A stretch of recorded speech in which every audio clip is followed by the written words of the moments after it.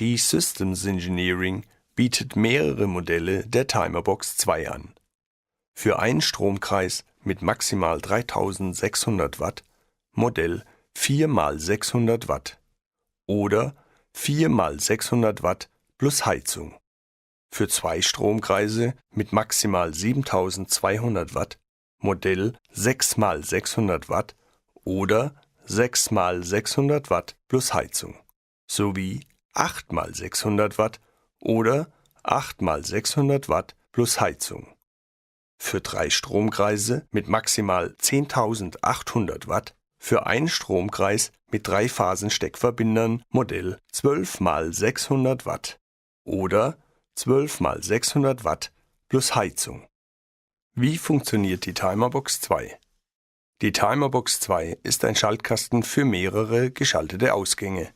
Sie können 3 Einstellungen vornehmen: aktuelle Uhrzeit, Zeitintervall und Arbeitsmodus. Der Arbeitsmodus kann eingestellt werden zwischen permanent aus, wenn der Hebel in der Nullposition steht, Automatik, wenn der Hebel in der Mitte steht, und permanent ein, wenn der Hebel in Position 1 steht. Stellen Sie den Hebel auf Automatik. Stellen Sie die aktuelle Zeit ein, indem Sie den kleinen Pfeil im Uhrzeigersinn drehen, bis dieser die Stunde anzeigt und der große Pfeil die Minuten anzeigt. Auf den Pins, die geöffnet oder geschlossen werden können, stellen Sie die gewünschte Schaltzeit ein. Wenn die Pins außerhalb der Uhr stehen, sind alle Kontakte außer der Heizung eingeschaltet. Die Heizung beginnt, wenn die Pins im Inneren der Uhr stehen. Zum Beispiel setzen Sie alle Pins von 8 bis 20 Uhr nach außen.